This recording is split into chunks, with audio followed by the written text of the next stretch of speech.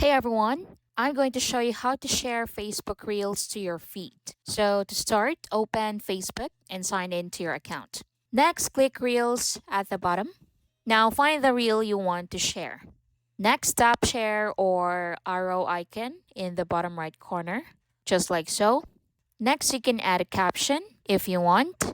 Then choose who can see the post. So click this visibility right here and choose whether you want to share to public, to your friends, close friends, etc.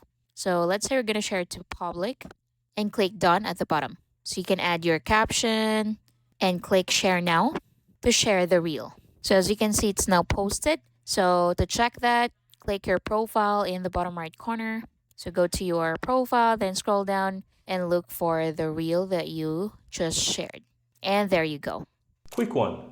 If you're finding this tutorial helpful, my team and I publish simply and easy to understand step-by-step tutorial daily. And I'd really appreciate if you hit that subscribe button to support our channel and of course so that you'll never miss out when we release videos just like this one every single day.